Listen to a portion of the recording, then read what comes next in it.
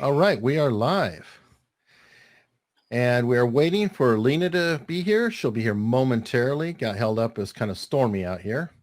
And with me now, I have Susan Ibitz. And Susan has been watching the behavior panel on my channel. So she knows, well, she picked the wrong shirt. I'm not sure why she chose the red shirt, because the red shirt is who shot. But I'm trying to mute. Yeah, let me mute my live. Why I picked the wrong shirt? When I do Comic-Con, and I do a lot, because believe it or not, Spock was created, his face was created based in physiognomy. So I talk about that, about Yoda, Darth Vader. So beside the t-shirt, we have Darth Vader face micro expression. So we are on the top. Hey, Lena. Hi, guys. All right, we have Lena Sisco here. So let's do a quick introduction. I'll just start with Susan. Tell us who you are and what you're about. My name is Susan Ibitz. I'm a human behavior hacker. Some people hack computers. I hack humans. I'm specialized in body language, micro-expression, statement analysis, forensic analysis, personality types, face reading, and now a new specialty, face reading with mask. All right. And Lena. Hi, I am a former Navy intelligence officer and a former Marine Corps certified interrogator, and I interrogated down in Guantanamo Bay, Cuba shortly after 9/11. Since that time, I have been working with, and training numerous government agencies, and I am a keynote speaker. I travel around the world providing training and speaking to people. I did a 3-year series as an expert witness on Couples Court with the Cutlers. I gave a TED Talk back in 2015, and I'm also a speaker for the International Spy Museum, and I'm featured in 2 of their exhibits. Oh, awesome. Oh, by the way, I'm a former student of Lena. She is. I need to confess, I took the first civilian class she did. And I need to say something about Lena. I stalked her for 2 years after I saw her TED Talk and read her book and like, please, I want to be trained by you. And like, no. When she finally did a civilian class, my dad got really, really sick and I need to travel to another continent to take care of him. And I says, Lena, I cannot do it the first class. And he says, girl, family come first, don't worry. And she gave me the first class only for me, really late on the time. So Lena become really somebody really important in my life, not because she's an amazing professional. She showed to be the same level of human being. So it's fair to say it. Thank you. Thank you. Thank you so much. Also, I believe to tie together with many other experts on the panel, I believe, Lena, you know Greg Hartley, because yes, he introduced us.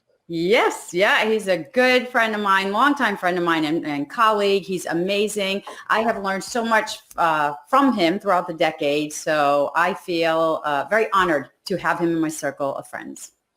Well, awesome. I've already got comments coming in that somebody's trying to read our body language. How funny. I'm going to start off early, though, with a question that came in over email. And I always get excited when people are looking forward to seeing this. Somebody, Liz, is not able to actually use her phone. She's driving and listening. Oh. So I encourage her to keep listening and not try to type. And I copied this in for you. This is specifically mostly for Susan. Okay. Well, I have and she really wants you to analyze Epstein's face. Oh, you know what? I haven't done it. Good news. Oh, gosh. There you go. One of the things that I says that anybody who does profiler, they need to be is not biased. And one of the things that I try not to see people before I analyze it, and I really physically discuss with this guy. So I'm going to do my best. I'm going to see it on the big monitor. He wasn't a stupid guy. He was intelligent, but intelligent not always coming with moral grounds. And he was intelligent enough to make all the scams that he did for a long time without to be caught. He was a thinker. He was a doer after. He got the kind of chin that when he gave criticism, he was really, I don't know if on pot, but he was really nasty when he needed to talk to people. He had a small upper lip on the personal, on the business side, but he have a bigger, deeper, thicker lip on the business, on the lower part, business and personal, meaning that he was a really good scammer. And the kind of smile that he have a kind of crooked smile. You have three reasons for that. When you have aphasia, when you have a cardiovascular problem that you only smile from one, and if you're not cutting you in contempt, then I don't read microexpression for pictures because it's really, you need to put a context. It's where you are really good selling things and you're really good at scammer. And his crooked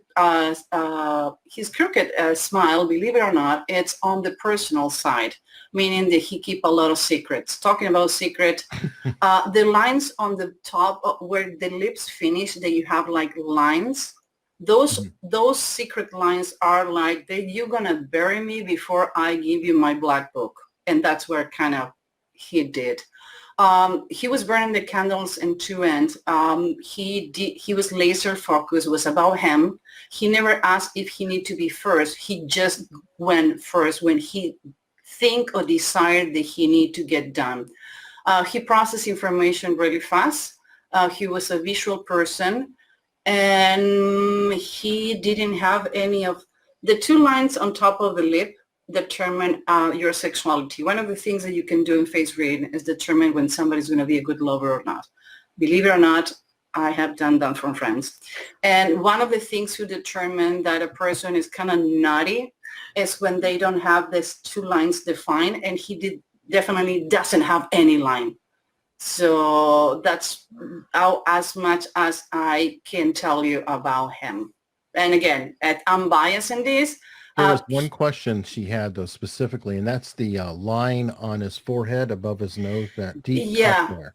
That line, we call it the train line. When somebody is extremely focused and conquer something and live their life in that box to make sure that happen, those lines appear. It's funny because that line is on his business side. He doesn't have any on his personal life. He didn't care too much about his personal life. He cared about the exterior appearance. He cared about how he's perceived, and he was really focused on what he wanted to do. He liked facts and data. Everything that he started, he finished. And his proxemic and his way to process information was really fast. I try not to get too much information about him because, again, I have a personal bias as a woman. And one, So, but one of the things that is he have the line. There is a line on the top, on the bottom of the nose. That line usually is happen with people who fall in love with everyone. So kind of playful. I will never would marry a guy with that line. That just say that.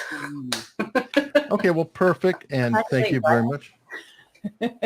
I know. I'm like, do I have that? I don't know. I have one, but it's different. He have a pointy nose. I have a round nose, and I have the cliff too. So I'm really playful, but in a good way. But I'm single, so no problem. Oh, there you go. I have a cancer scar, so I'm innocent. Okay. It's not the face you want to show me, it's the face I see. So any modification in your face had a meaning too. Oh, okay. Yeah. Even scars, even where you do your piercings. I do a lot of social studies, and I did one, and why people do piercing in certain part of the face is usually because they want to get attention to that part, or they're in the process to develop that feature related to some emotions and things who happen in their life. It's really interesting where the piercing are located. Actually, that's a great question for both of you. I've read before that, and I've noticed this anecdotally, that people who are incredibly tattooed up heavily, a lot of piercings, things like that, tend to be almost extremely shy. And it's like they're painting themselves to put forward a personality. Have you noticed that at all? So I know I can speak when I was in high school, and some people who remember me back in the day can attest this, but I dressed in black every day. I dyed my hair black, and it was spiked probably this high off my head. Me And too. if you would, I know, No. right? And here I am today. If you were to ask anybody I went to high school with, they would describe me as being shy. But I was very expressive, and I think once I gained confidence in who I was later in life, then I really came into being myself. So it could be just a way of expressing what's inside, but it doesn't come out verbally or in our body language because we're still like, ooh, I'm being judged right now, so let me just tone it down. But I can express who I really am in other ways. Susan, what do you think? Same. I shaved my head since I'm 9 years. My mom decided to do that when I was 4 years old because he was really tired. Then I was in fights with boys. I was really a tomboy, really. It's a miracle that I turned the way I am. And when I turned 13, 14, I was only wearing black leather pants, those tie-dye leather pants. Yep. I have my hair really, really short, dye blue. Always wearing black, and I have a black widow spider this size on my shoulder, like 3D. I have skulls, tattoos. I have tattoos in my legs. I have piercing in all my body, and I have piercing in all my earrings, and I like skulls. And I was kind of bullied when I was, that's the reason why I took that.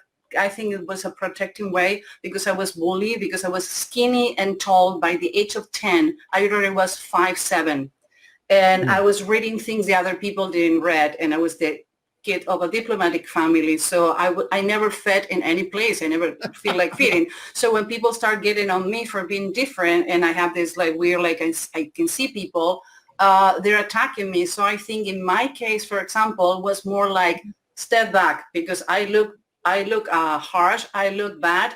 I'm going to punch you. But it was a way to hide, and I was really, really shy. This persona came up when I was 21 years old. Until then, I was a geek, no friends, hiding in my house, reading, and was my best weekends when I reading by myself. So like you, Lena, I was shy, and I was showing another thing. So I think it's possible. Yeah, I had a best friend and we did everything together, but I wasn't the popular person because I was always afraid of getting judged. But I was like, you know what? You can judge me because I'm still going to wear my crosses and snakes. I didn't do skulls, but I did crosses and snakes.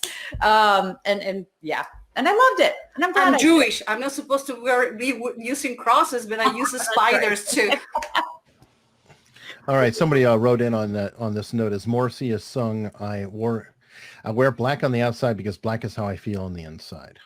So now to a question on the evening, and I kind of want to start off here because you guys are both multidiscipline. With, Lena, you're an interrogator and you do body language and more, I'm sure. And then Susan just does everything. Yeah. So I'm going to throw out an assumption and you guys just correct me if I'm wrong. Is your favorite art, in the case of Lena, I've gotten a feeling it's statement analysis. And in the case of Susan, you're a noted face reader. Would you both say that those are kind of your core proficiencies and everything else comes out from there? If not, let me know. I would the teacher first. I would say I would agree, but I would add on interrogation. So I think my forte really comes in, I am a word nerd. So it's all about the interview or interrogation. It doesn't matter what one you use because they're exactly the same. Although I know people will say, no, interrogation's harsh. It's not. It's just very strategic in nature and very planned out. But so I would say any type of interviewing and statement analysis because words are critical, whether they're coming out of my mouth as an interviewer or they're coming out of yours and I'm trying to dissect it to see whether or not you tell me the truth. Do you spoil movies too? Do I what? Spoil movies? Oh, well, there's sometimes I'm like, okay, what are they coaching these actors to do? This is it's incongruent. It doesn't make sense. They should have done this. They should have done that. But, I just have to sit back and say, just enjoy the movie. Never going to happen. Lena, let's be honest. We don't have a normal life. We don't have normal friends. We don't pair with normal people. Why? Because normal is boring and we haven't been born to do the same things that everybody does. So in my case, at least, let's be honest. Mine are face reading. I've been obsessed with face reading with mask as a way to help people not to be afraid. Fear, I keep saying fear is fight, flight, or froze. And a froze society is a society who's not going to come back. So there are 3 ways that we can move forward is mask, hygiene, and distance. I can help you with one of them is reading faces with mask to avoid to be afraid of others, because the best expression of your face doesn't happen in the top of your nose and your mouth, happen in your eyes. Even contempt, you can see it on the lower bottom part of your eyes. And second one, like Lena, I'm fascinated by words. I speak 4 languages, and I was fascinated with words, and I study with Lena beside Amino and Sapir and other experts, because I think English not being my first language allow me to understand the difference between house and home, that car and my car. And even though after I studied with Amino, I studied with Lena because I wanted the interrogator aspect that I never could have in person for not being part of any agency, that one of the main reasons I need to move to the forest is because the last time I went to a Starbucks in the city, I was like, you drop in on a conversation, that is a scam, don't do it. I'm like, what the heck is wrong with me? I cannot disconnect. So I live a similar life that Lena have, like big backyard, secluded, having your own animals, because this Guys, is like sickness. What is she describing? She's in the forest, described her skulls and tattoos, is separated from everyone, has darkness all around. You know what? My first realtor quit because she took me to see a 5 acres land that my friend says, no, don't buy such a, I regret it.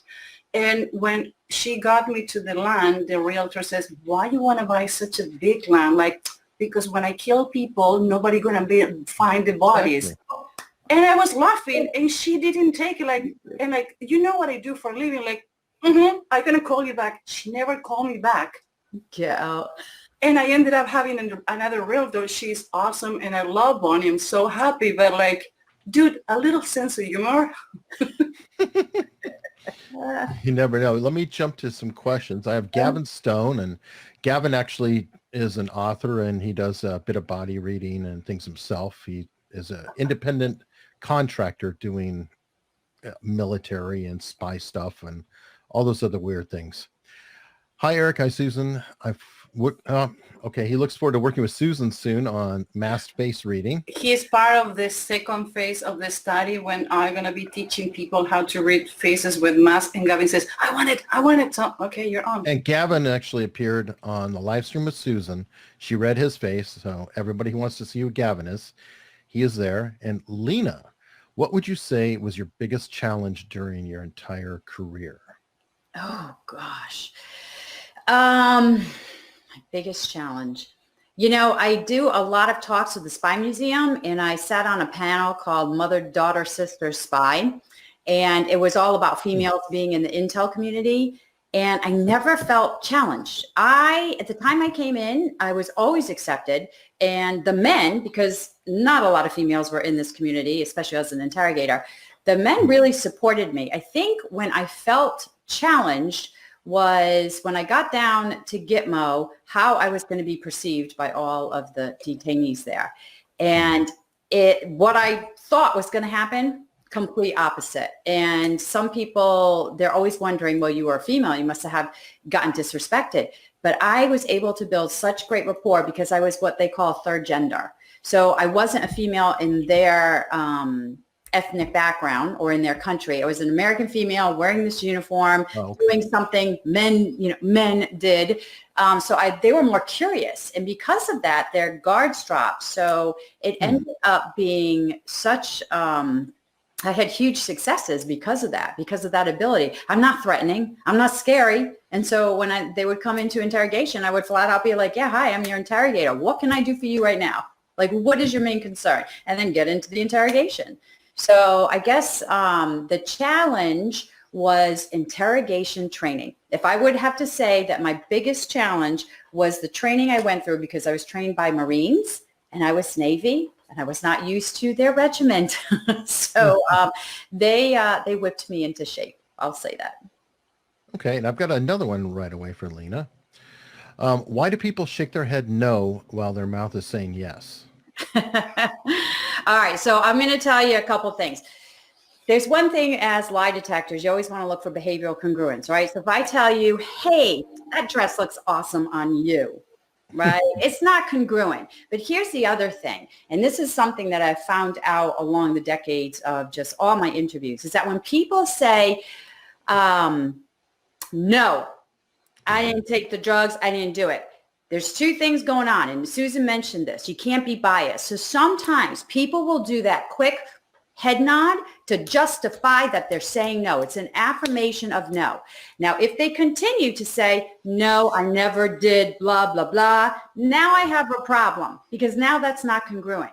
But you can't be tricked because some people will do a quick no and a slight head nod for that affirmation of the no. It's almost like a headbutt. Yeah, exactly. It's like I'm affirming no, but if I continue to do this, then we have a problem. Yeah, it's just Susan. One of the things that I love about my job is the multicultural aspect. I not only travel a lot, and I was born in South America, educated in Europe, and living in the United States.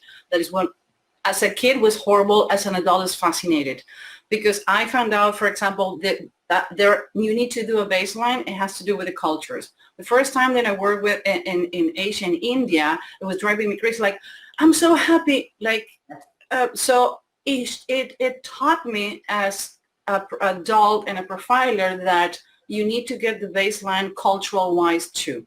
Like Lena says, if it's a deviation, you need to establish a conversation with someone. So when people says body language or microexpression by a picture, or they call me to do it, I don't do it.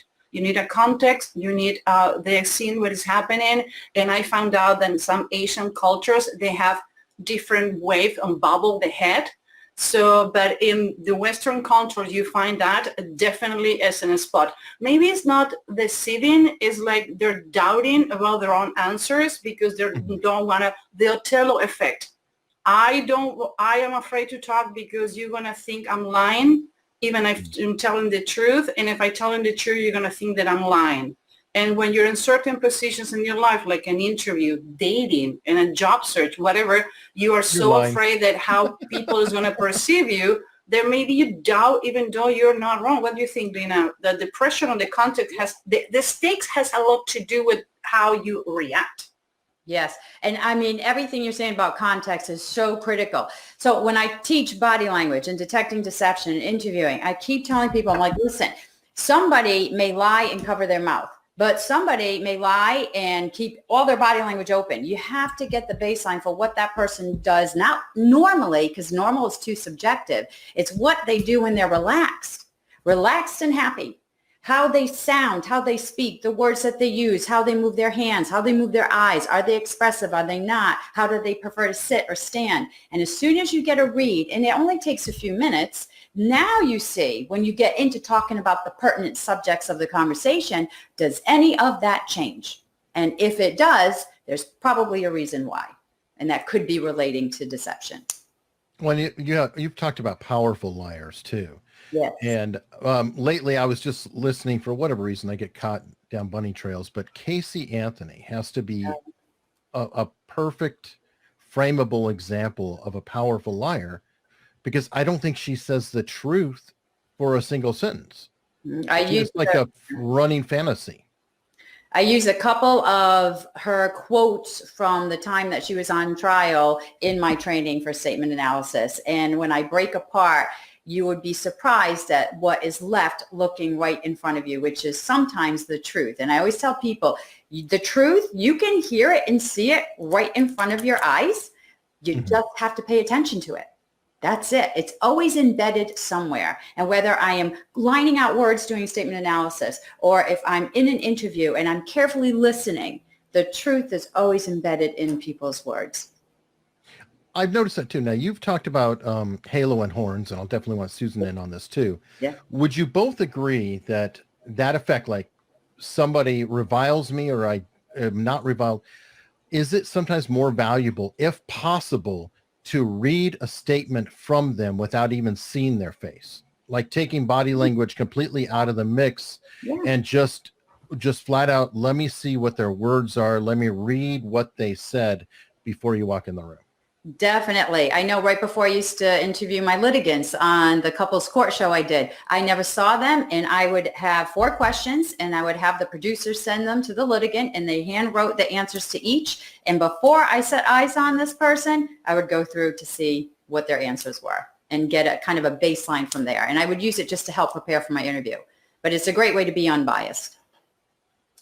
Yeah, that is a reason, and Lena and I, we agree with that. The 93% of the communication is body language. Is one study, was a control group, never was replicated. Sorry for the ones who still hanging on the 93%. Please do not. Why? Because it's not happened. Besides Zoom, how the heck are you going to see people by words? So what you said, you need to use the body with the words to know what is the incongruency. But if you send me an email or a text, I can determine if you're depressed. I train hostage negotiators, and I collect, I know it sounds weird, but it's word-wise. I collect suicide notes. And there's certain words like, Lena, goodbye. If somebody says goodbye in a suicide note, it's somebody who's really determined to commit suicide. If a person doesn't say goodbye, they're not using certain words, I know you still can convince that person behavioral-wise not to do it without lying, so the person don't do it again. I started doing anonymous letters.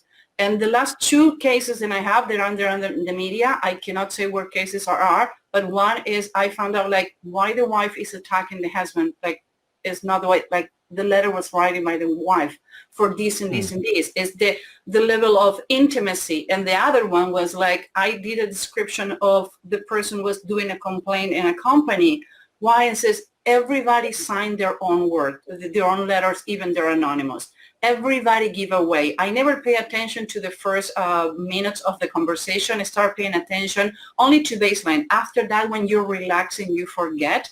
And something that I learned from all the amazing people that I have to learn from is people don't lie to you. We don't do the right questions. So pay attention on the change of verbs, sentence, the way. Suddenly, if I'm describing what I did today, and I remember like one of the things that I learned by Lena, because she nailed it in my head, never do a composed question. Never ask 2 questions in one, because they're going to choose what to do. But if you get exercise, you use it to know what the people want to avoid to.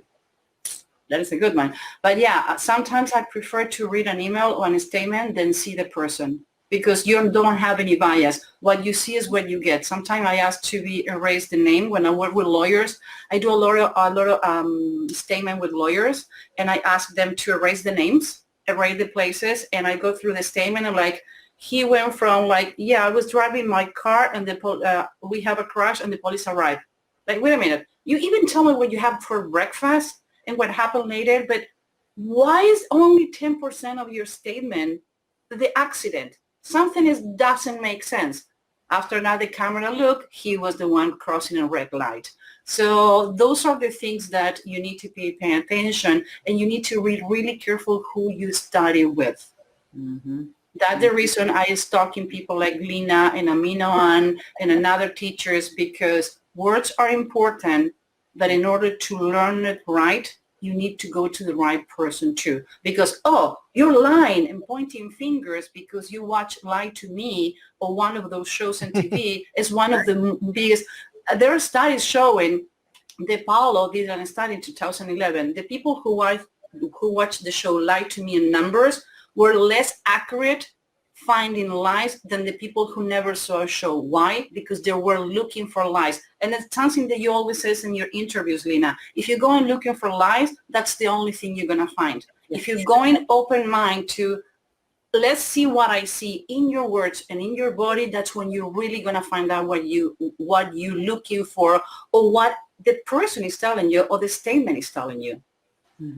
Perfect. That leads into the next thing, which I'm sure you guys have had a great time with. Oh, by the way, Gavin, thank you very much for advising me how to vary bodies. And I mean, really, that is public chat. He's advising me I to have put my glasses on to see. No, Now don't. I can see. Because you'll get ADD on it.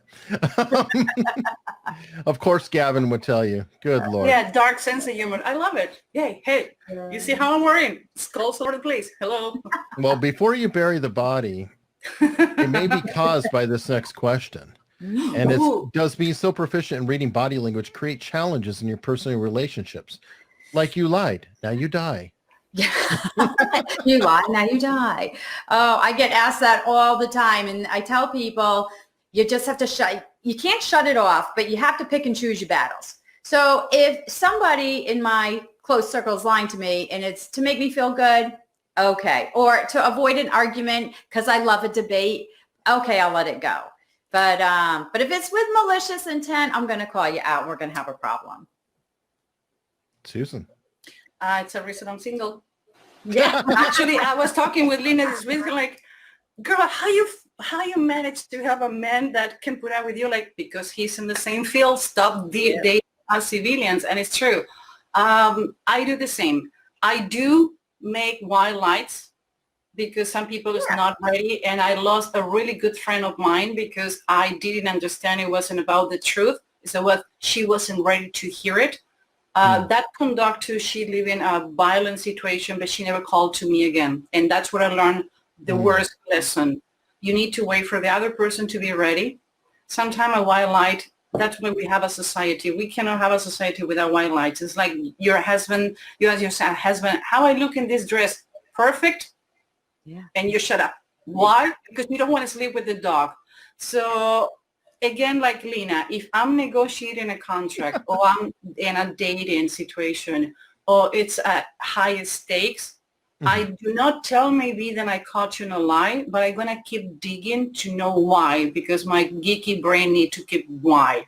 But when I'm working, I never disconnected. In my personal life, I still learning to ease what I do and wait for the person. Is like, my first question is like, are you venting? Are you consulting? Are you talking to Susan, your friend, or are you talking to Susan Ibitz, the profiler? Explain me so I can put my brain on the right box and not get my foot in my mouth.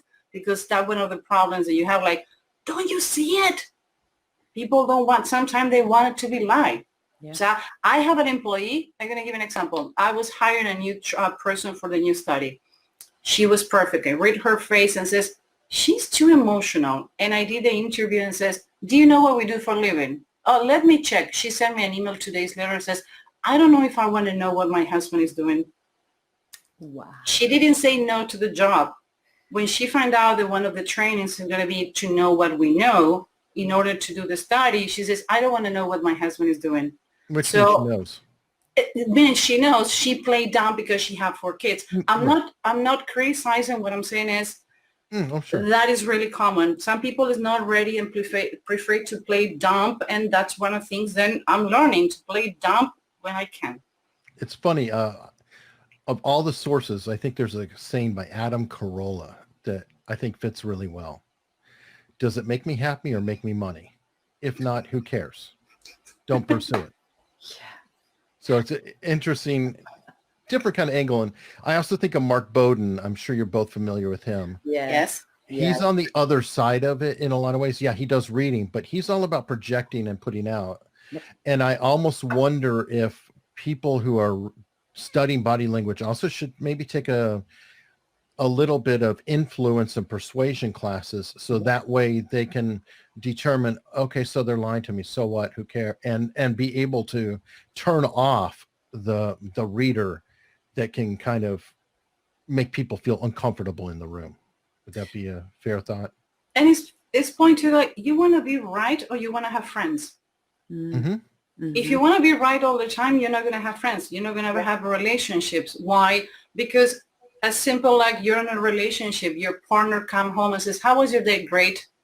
Well, tell that to your face. So you shut up and says, okay, honey, do you want a glass of wine? You want to take a bath? You want to go downstairs and play some PlayStation? And when you want to talk with this dog, and like, yeah, thank you very much. You don't need to go like, oh, I know that you have a horrible day because you get discussed. Like, no, it's to simplify communication the same way when you go on a date or you talking with a friend and like, no, because this and that, and like, it's not that way. So you want to be right, or you want to have friends, or you want to have a relationship. It's difficult enough to have a normal life doing what we do. Sure. I get on the cover of a newspaper and where I live in, and now I messed it up because I was anonymous. Now no anymore. Now my neighbors know who I am and what I do. But the point is, it's difficult because people, first of all, is like, oh, you're judging me. And any argument you have, like, oh, you using your tricks? Like, no, I'm just a girl pissed off because you was late on the cinema and we lost the ticket. Don't use my profession. Lena? Yeah, oh, yeah. So I get told all the time, don't interrogate me. And the problem is sometimes I need to hear that, though, because Susan and I, our brains they work a little differently now. And especially for me, I've been interrogating for 2 decades now. And my job is to drill down and get the truth. But sometimes when I bring that to my personal relationships, I'm like, I got this. And being a word nerd, I dissect every word. And so I'll ask a follow-up question, and then I'll do this and that. And all of a sudden, the people around me are like, stop already. And then I'm thinking, do I really need to know? Probably not. I probably can ease up a little bit. And so it's hard, though, because once I detect any type of deception or any, whatever kind of lie it is, embellishment or something to make me feel good or just omitted, I want to go after it. And I want to just get it down to the nuts and bolts and be like, okay, that's what it is. Now I can move on. But a lot of people don't like to get down to that level that I do. I have a question for Lena. I'm sorry. I'm going to take your place, Eric. Lena, doesn't happen to you that this is not your job, is not your hobby, is your life? Like you reading an advertisement like, oh, this is manipulation. They're a false advertisement. I'm not going to buy this because actually it doesn't say that it's 100%. It's like people say it's 100%, but it's not 100%. It's get to a point that this is not like to be a doctor that you stop when you leave the hospital, or being a lawyer that you stop when you leave the office. Yeah. This is in order to be good in this, in order to make a career, in order to have a respect name, you breathe and smell this. Yeah. And I'm never going to excuse or justify or say sorry for it. It's my life. I spent the last 30 years of my life going against every odds who told me I cannot do it. So in my case, I know I don't say neither permission or sorry for what I do. So Lena, it's happened to you. Even when you're sailing, you see another boat passing like, that's a weird situation. It's not happened the same to you? All the time. And so I used to tell people back in the day when I was first starting out, I called it the light switch. And when I had to go into an interview, I would flick on the light switch and all of my tactics and techniques would be right there ready for me to use. There's no light switch anymore, or it's just permanent. There never was.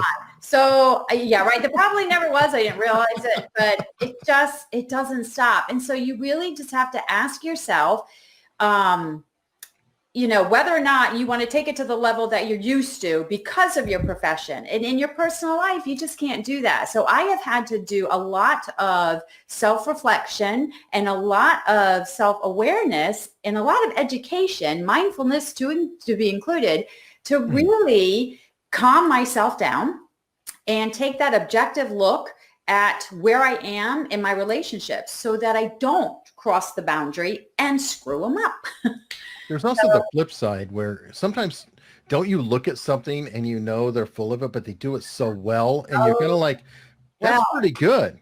There's some finesse there. Wait, that's the reason I stayed married for so long. Because he was such a liar. Like, no, he was a borderline narcissist, diagnosed. Yeah. And it took me longer to get divorced because I was so fascinated to have a lab study in my own house. And like, really, dude, you expect me to believe you? I was fascinated, and my therapist says, honey, you need to get divorced. Like, I'm having fun. He was delusional. And I make him believe, then I believe it. But I was fascinated how he can believe their own lies. Oh, yeah. And, oh, gosh, I have a close family member right now going through a divorce. And the person, I will not mention any names, the person that this family member is divorcing is a narcissistic, pathological liar. To such a degree that it's been harming other people in this circle. And that particular person was always scared of me from the first day that they met me because they knew what I did. And so when I gave my assessment to my family, it was stay far away. Stay far away because this person is out to hurt everyone but themselves. And so now we're getting to an area where everybody is getting safe again, but you definitely see it. I mean, I use it for good. I always tell people that. I use my training for good. And if I see something that causes me concern, I'm going to bring it up and call it out. Okay, so I've hogged too much of the time. I need to get some questions in here. I've been reading the questions. I know. Sarah Weaver asks, hello all, so glad to be part of this thought-provoking stream. I was wondering if you all had opinions on the difference between a compulsive liar, a habitual liar, and a pathological liar. I'll throw a powerful liar in there.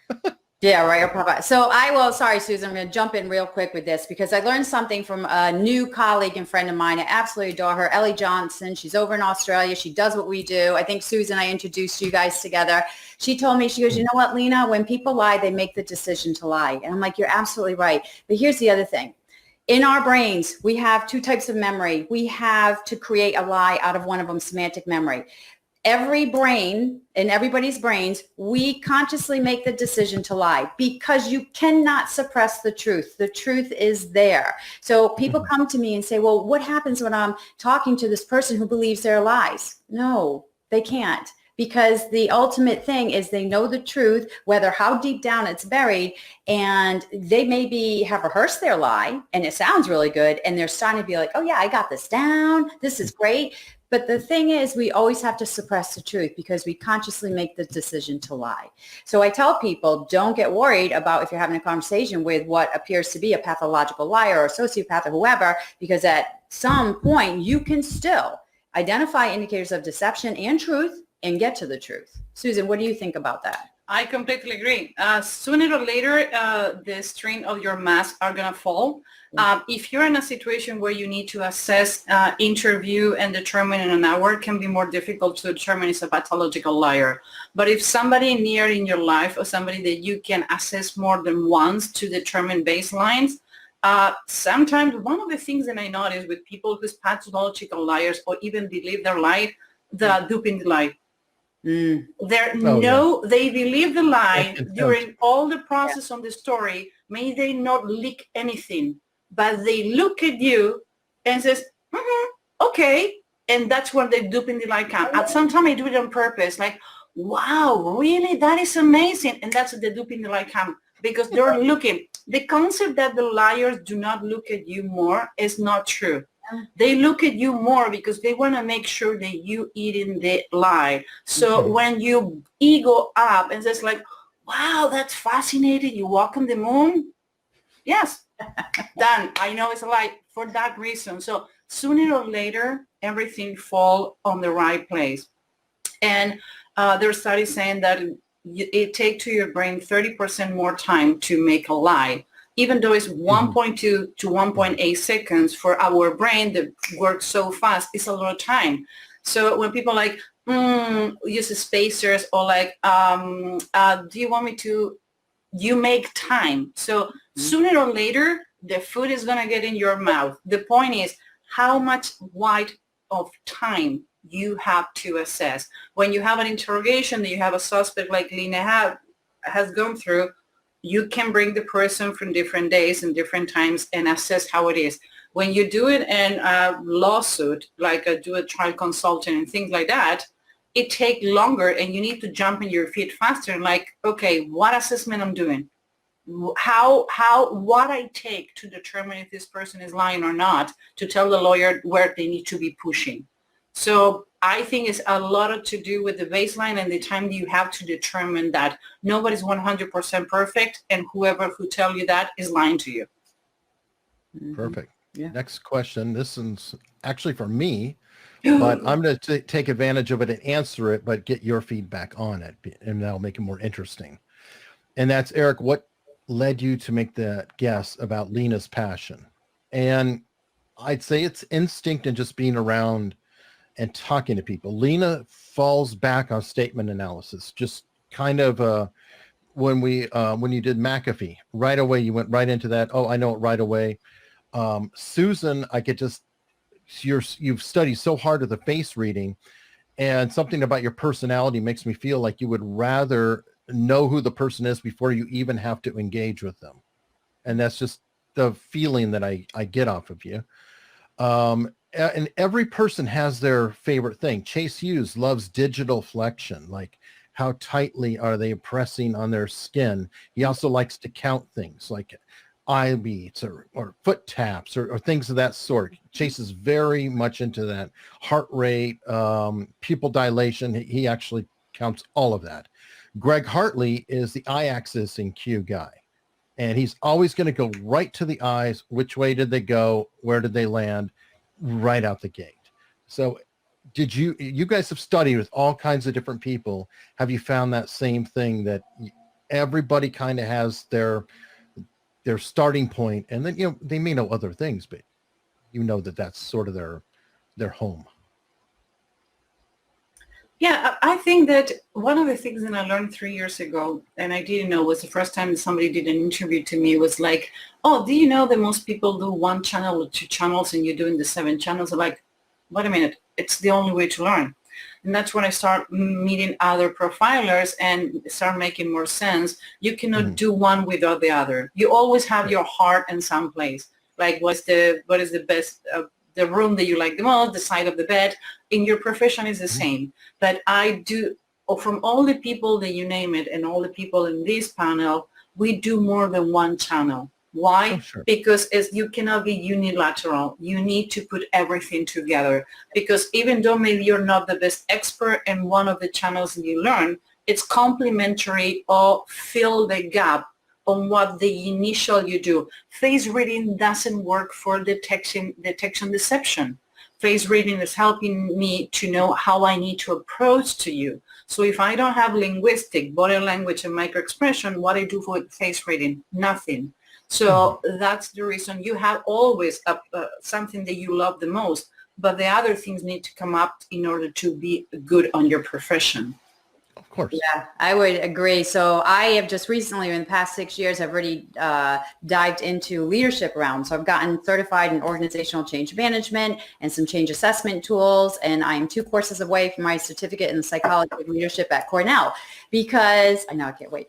All of that helps in interpersonal communication skills and self-development. If I am not constantly working to develop myself, and that is how I come across to people, that is overcoming my biases, then I am not going to be the best I'm going to be at an interviewer, detecting deception, a statement analysis person, whatever I'm doing. So I think all of those soft skills kind of focus in this big cloud that engulfs all parts of what we do. And we use all of that. So there's one thing, and Susan mentioned it earlier, that I have immersed myself in years ago, and that was personality preferences. And I am a fan of the MBTI tool. I just like it. There's 100 assessments out there. They're all good. But when you can start to identify people's personality, and you can do that by face reading, you can do it by listening to the words they choose to use, then you have a good feeling of what their personality makeup is. And that only helps me be a better communicator with that person and to gain their trust faster. Only one thing, like everything in life, it's not what you have, it's what you do with that. I'm a certified Myers-Briggs, and I love, like you, Myers-Briggs. All my team does it, and it's great because we can know the basic preferences. Yeah. The problem is some people use Myers-Briggs, for example, to hire someone. That is not the reason to have Myers-Briggs. Face reading is not to determine if you're going to be a sugar daddy to me. That is your decision. Body language is, so it's not what you do, it's how you apply it. And when people is so strong, like, oh, this is, you should be on a carousel on California, this is BS, Myers-Briggs is not proven. Like, okay, let me tell you how you use it. Before you tell me this is BS and not academically proved, like a lot of things haven't been proved in academia or debunked in academia after being proven for years, like medication, loss. We're not going to go there. It's like how you use it. If I sell you a car and you choose to drink and drive, whose fault is? The one who sell you the car, or you are crazy and you're losing your marbles that you're drinking and driving? So everything has to do how you use it and how respectful you are with the use of those things. So for the ones who use it, I always playing with the word on the dark side of what I do, but because I think it's funny, but I will never gonna help somebody that says, oh, you can hire this person for the face, for the Myers-Briggs, or the body language, or the micro-expression. It's something that Lena and I, we always talk, like, people is using what we do in the wrong way. We are not teaching in the wrong way. And I'm sorry, some sound cocky, but I'm tired to hearing people says that what we do is BS. Well, let me tell you, I think the people who use it in the wrong way is the one who you should be looking to. Yeah. And Eric, you had mentioned something earlier about Greg Hartley, and he loves his eye accessing cues. So do I. Let me tell you, that is my go-to. I will baseline your eye pattern movement analysis within a minute. And that is one of my most accurate indicators of deception. But if you were to look that up online, and Susan can attest this, you will see so many scholarly articles defacing it and saying it's voodoo science and it doesn't work. Well, guess what? When you learn how to use it correctly, it will be your best friend. And it's so accurate. I couldn't do my job today without knowing that knowledge. Okay, I think a lot of that comes from misuse of it, though. Exactly. Because it is pop science or fake science if you don't actually baseline.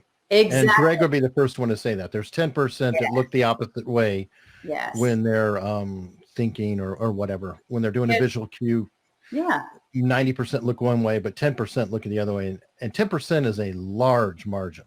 Being wrong 1 out of 10 times is huge. Yes, that chart may work for a couple people, a few people, whatever. It may work for some people, but it doesn't work for all people. And so you really have to know how to be a good interviewer, ask thought-provoking questions in order to get that person to go to their episodic memory and pull down events and chunks of information that they have to think about. And when you do that, you can see where they dig to go find them. Some people look down to dig. Some people look up to the right, up to the left, sideways. You just have to get that baseline. But it's accurate. You know what? One of the things that you're never going to hear me talking about anybody on the media in the wrong way. I admire you. I know. No, I don't do that. I don't do that because I think everybody has the right need drama. To do I can pull a quote. I know. I'm going to give you a better drama. It's like, do not go for that 10 tips to be more likable. 10 ways to know if your partner is cheating on you. This is a science. Pseudoscience, university science, training science, whatever. You cannot do this in 48 hours. This takes practice. You need to do it every day. Sometimes you do only things for free to learn new things because you need to test your classes. You use your friends to learn everything every day. Like, this is not like, oh, I read an article who says that and that. Like, who wrote the article? What are the batons? What are the training this person have? How many years of experience? Because the devil know more for being the devil than for being old than being the devil. So this is a science. This is a profession. This is something, it's a craft that you need to practice. I do not recall one day even being on vacation, then I don't read an article. I question myself and I try to keep learning. Like Lena, I'm in 3 certifications now, and next year I'm going to start learning how to read lips. I don't need to, but I want to. This is not stopped. So for the ones who go into the articles or the girls magazine like Cosmopolitan, 10 ways to know if your partner is cheating on you, like, oh, come on, really? Poor guy. He's going to get divorced when he's not doing anything. Why? Because somebody who doesn't understand and Google some other articles, put it together and print it. That's what drives me crazy. I would say one of the things that drive me crazy the worst on this is people thinking that they can do an online class and they're an expert. Like, come on. Yeah. Fair enough. Now moving to the next question, because I've got now I give you enough Ash K, are there archetypes for psychopathic faces as far as reading and expressions? I don't have any psychology background, so I would say from the face reading standpoint, you can determine certain level of stress, but I'm not allowed or prepared to do anything who had to do with diagnostic on that level. And so I need to retract for respect to that question. Agreed. Agree. I do the same thing. I get asked a lot of similar questions, and I do not have a degree in psychology. And I'm not going to tell you something if I don't know it. Fair enough. So we're jumping ahead. Susan and Lena, much appreciate you for broadening my scope of human behavior, from Mark Barron. Thank you, Mark. And Busha, Lena, how did you get into your line of work? How does one get started with a career like yours? Indiana Jones. Yeah, right. I didn't plan it out. I joined the Navy on a dare because I didn't have a job after getting my master's degree. And my dad said, you need a job and you need to make money. So I had a friend, he just enlisted in the Navy in the intelligence career. And he said, you know what, you should do it because you love adventure and excitement and it's a challenge. I was like, but 6 years. Okay, I'll do it. And literally I fell into every opportunity. I'm blessed that the opportunities came to me when they did and I accepted them. So yeah. Next one. Now this one's odd. Busha. Lena, Amanda Knox is guilty. Do you think so as well? If so, what makes it so? All right. So I could do a dissertation on Amanda Knox. Okay, but you'll get it in a minute. No. Yeah. Okay. 1 minute. I will say this. I am not a mind reader, but what I do know are the indicators of deception, both verbal, nonverbal, and the indicators of truth, verbal, nonverbal. That's what I do know. And what I can tell you from what I know is that she's holding back something. But what I can't do is tell you what that is because I'm not a mind reader. Now, would I love to interview her? Yes, because then I could use my art to get to the truth. But there's something missing there. And I have done tons of analysis. I use all of her videos in my training because of body language, of incongruent facial microexpressions, her words, everything. It's so much. So I don't know if she's guilty. I don't know if she killed Meredith. I don't know anything. But what I do know is she knows something that she's not saying. Have you read Malcolm Gladwell's latest book? Mm-mm. You might want to. Something Strangers, Talking to Strangers, I think it's called. I have it in audiobook too. Okay, well, I pretty much have to do audiobooks. So Lena, get your other book in audio, please. Yeah. Oh, by the way, Lena's book is on audio and paper. I have both. So well, one of them is, she has another book. Yeah, that's not. Anyway, in that book, Malcolm Gladwell uses her case as kind of a debunker for not understanding people and communicating with them, that she is a dislikable or unlikable person by nature. And with that, it sets people the wrong way, and that's why she was misread. And that's my gross analysis, but you may want to check it out. I mean, he's a big author, and it'd be interesting. You follow all that. And it's interesting because it's like what we were talking about before, the biases, the halo and the horns, right? When I interview people, when I assess people, I don't care if I like you or not. That's got to go in the trash can. That all of that has got to go aside. I also am not thinking and judging you about what you did. So I talk to suspects who have killed people, take the judgment out, and go for an objective view of whether or not they are telling you the truth or if they're telling a little bit or stretched truth. So always keeping that. With her, again, they painted a picture so everybody watching her wants to hate her. Right? And they came up with the foxy Nazi and all this stuff. So that, of course, is going to bias what we think about her. And if we don't like her, we're going to tend to see all that deception. But here's what I do know. When you look at interviews specifically, and I know Susan has seen some of this, you can see the behavioral incongruence.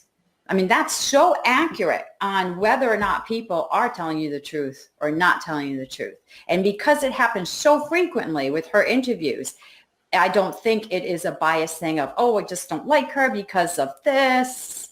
I mean, it's there for a reason. There is a lot of manipulation and not liking someone, because we talk about that, Eric. When people is fighting you or disagreeing with you, everything go viral. So you always need to have something to distract the media. And by the way, I don't know if I ever can be in front of her. I just want the raw material for the interviews. What happened with the interviews, they have a person who's looking for like the trailers on the movie. I went to the cinema for trailers like, are you really? Can you give me my money back and my popcorn? This is horrible. So there is a lot of editing happening on the interviews. I love when they're raw, live, because that's when you can see the reality. But she was manipulated to be guilty. I'm not saying that she's not. What I'm saying is what we need as a human being, like Lena says, not to be biased to vie in the media. If you don't like the person because you don't like it, great, go for it. But you need to understand is editing, a lot is happening, and depending what is the new trend that you're looking for that week. There's also other factors too, like if somebody is there, what's the camera person doing at the time? Is there a boom operator? There's a lot of things you can't see, and they may be evasive or they may be looking because the guy just dropped a bottle over there, at that time. So all of that is definitely true. So Devin Harris asks, in a note/letter, are you looking only at words and phrases, or are you also evaluating how they form their letters? Yes. So there's an exercise I do in all my training, and I actually make people hand write out statements because I'm looking for doing a little handwriting analysis on it. I'm looking for your baseline number one, because the way people write can also clue you into their personality type and whether or not they're experiencing positive and negative emotions. So sometimes people, when they're experiencing positive emotions, could be because they're telling the truth. And sometimes when they're experiencing negative, like a drop in a baseline, it could be because they're lying. Not all the time, though. Nothing is 100% in this world. But it does give me a good insight as to whether or not you're feeling positive, negative, and your personality. So to answer the question, yes. Susan, how about you? I'm going to give an example. When I was studying with Lena a couple of years ago, she gave us, I think the second day we did the class, we need to write a statement that is true and one is false. Bad handwriting. And I already get training. I knew what she was looking for. And I read the story like 15 times, like, she's not going to copy me. Next day, like, Susan, your start number 2 is like, how you know, like these 3 words in a 1 page. So I knew about it. I don't know if I'm an expert, but I'm well rehearsed and statement analysis. And I knew she was looking for a lie, and I knew I cannot lie. And one of the story need to be realized is I'm going to call Lena on this. Not because being cocky is like, I need to test her to test me. And she caught me. So what I'm saying is it doesn't matter how much you think you can hide. It's always something that is going to give you away. And again, you need to start paying attention to the details and the context. If you only see the tree, you're never going to see what is behind the forest. And if you always see the forest, you never see the colors of the trees. What I'm saying is, you don't have one way for every experience. It's like you don't have the same when you need to pay toll and when you need to go where the trucks are driving to the city. So you need to adapt from any experience, but you always ended up leaking one way or another. And I know I'm going to get sick when I see my own recording, like, I was doing pacifier. What is wrong with me? What I was thinking about. But yeah. You can't think about it. You just got to be normal. I'm sorry. What was normal? What is it? Okay. Can you define what is normal, Lena, please? Because I lost that track a couple of years ago. It doesn't exist. It doesn't exist. One last note on that. Mark McLish, I don't know if you're familiar with him, statement analysis. Yeah. Yeah. He stated that he likes to make sure that they're given an ink pen when they write, because you learn a lot with the sentences they stop and cross out on. Yes. Yeah. So he is the godfather of statement analysis. He is the one who created that term. So we are all indebted to him for our knowledge. Okay, fantastic. I studied with Aminon Sapir from the Israeli government. He came to the United States in 1987 to train hostage negotiation in police untrained, and he was a McLeish teacher, actually. Nice. All right, I'm looking through the questions because we are already running over. And like always, Eric, do you think you're going to have any chance to 2 women on the show like you're done? No, this is great. And honestly, it gives me a reason. So then when I invite you back, I'll say you didn't finish the job. There you go. Right. Can we do happy hour next time? Oh, yeah. Sure. Nobody said you couldn't drink. Okay. You shouldn't have told me early. It's happy hour someplace in the world. Do you think this is water? I don't know. But do an analysis. Actually, I have clients who need to move to keynote speaking online, and they says, I cannot do it. Like, put vodka on your glass of water. Nobody gonna know. And like, really, like, do it if that's helping you. Just measure it. Be careful. A little bit.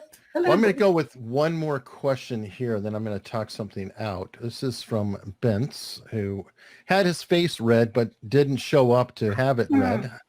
So Bence is a bad boy. Lena, would you share with us how you ask questions? And I want both of you to do it, obviously. What are you looking for in an interrogation? Is there a right way of questioning? For example, you test them first for visual and or auditorial memories. So I guess that's eye accessing cues that you're going to look for when you're baselining. You see the happy face Lena have? Go for it. Like you're like in a cage. I know. Yeah. I'm like, yeah, where do I start with that? So yes, there is a method to asking questions. There's good questions and really bad questions you should avoid. The questions that you should always use if you want to get answers is an interrogative, simple, concise, specific question. So when I ask Susan, what is the name of the town you're from? And Susan answers me. Well, Ogden. there you go. I tell people, what is it you want to know? Just ask for it. But don't use a lot of fluff, because then people are going to get confused. And if the question is bad, you're not going to get the answer you want. And if you don't get the answer you want, you're going to get frustrated and take it out on the person when it wasn't their fault, it was yours. So tighten up your questions. Always start off with a who, what, where, when, why, and how. A yes and no question only gets you yes and no. You can't work with that, right? Unless you're really using it to check for a lie. So I have what I call my 4 go-to lie exposing questions that I share in my training. I can't go through them right now. But Everybody go to LenaSisco.com. What are those? And literally, truthful people answer one way and liars answer another way. Most of the time. I'm going to say, because again, nothing's 100%, but they're darn good, and I use them in every single interview, and they're yes and no questions. But if you really want to get information, it's got to be an interrogative question. So to get a baseline, what I want to do is I need you to do most of the talking, not me. So I have to ask you thought-provoking interrogative questions so you give me a narrative response. So in baselining, you're talking about rapport building stuff and what their favorite hobby is, something that they're relaxed about and they don't mind talking about. But the only way you're going to get there is with an open-ended question, right? And so they're really critical. You always want to avoid the, well, didn't you? Well, wouldn't you say? And wouldn't you agree? Those are just bad. They're negative. They're leading. Compound questions are 2 questions in one. Well, who said that and when did you hear it? Okay, which one do you want? Right? It's just going to cause too much waste of time and confusion and frustration. So questioning is really critical. Now, what you don't want to do, though, is you don't want to come across as an interrogator like I do sometimes and just fire off these interrogative questions, because that's not really how a normal conversation goes. But if you want information, you have to ask an interrogative question. And it can't be leading. It can't be a forced choice. It can't be a closed-ended or a compound or negative. So it's really focusing on the words you use for the question. And questions that I'm asking here would be terrible for an interrogation, because I'm trying to have a conversation. Yeah. Like, no, I'm just saying, I'm pointing out there's a good time to say, would you say, or have you thought, things like that, versus you're trying to get things very specifically tightened up. Susan. I play dumb because I never was an interrogator. Yeah, tell me again, who was the one who changed the tire? Oh, I'm late because I have a punch tire. 15 minutes later, like, who was the one who you called to fix the tire? It says, oh, you have AAA. Like, no, I told you it was another thing. Like, so I play dumb and go back to the questions a couple of times because I haven't been in an interrogation setting as an interrogator. I train people who does it. I learned use compound questions to know what you want to go away with. So 5, 4, 3, 2, 1. So what you did yesterday with whom? When you went for dinner, what you have. So I see what they choose. I'm like, what you avoiding? What you want to, you trying to get me away from this. So I'm going to go back. So that I have the Colombo mindset. So I go back like, you have chicken. Who else was there? My coworkers. I hear your new assistant is awesome. She was there. How's she doing with the rest of the guys? Oh, we have a blast. I knew your assistant was there and you don't want to say it. So I keep going, digging, playing dumb. Mine, that's my style. So most people think that like she's deaf, like she's something wrong in the head. Like I play that game because it's better. like Lena says, you get more with a spoon of honey than a punch in the chest. And it's true. So being a woman is easy to play dumb to when you want to know something, from buying a car to get a new computer. Oh, I need to go to the supermarket and get an extended warranty. I start making questions and playing stupid, and I always get away with. Perfect. And on that note, I'd like to have you guys back, of course. Now, Susan is going to be back sooner. And I wanted to put it out to everyone. She will be doing another face reading, this time with masks, because Susan wants to throw down the challenge. So in the upcoming weeks, I hope everybody is subscribed. I will be posting for it and seeking people to submit photos of themselves in masks, one from the front, one from profile, so she gets the ears. Obviously, with the mask, ears become important, and tie your hair back. So Lena's cheating as an example. I know. But I read Lena already. I know. Of course you did. I got my reading. And private, obviously.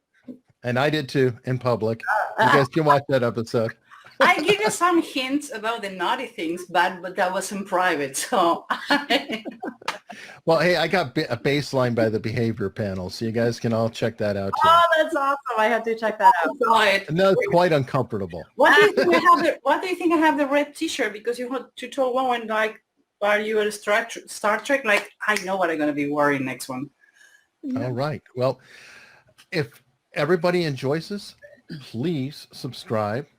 Please follow. I will keep having these great folks, and I'll probably change it up here and there. Like I'd love to have Lena and Greg or Susan and Scott. And it's just a lot of fun. It's an endless topic, and I really like mixing it up with all the different folks. And for now, people can find Lena at thecongruencygroup.com and Susan at humanbehaviorlab.com, correct? Correct, sir. Ladies, thank you so much. Thank you. Live long.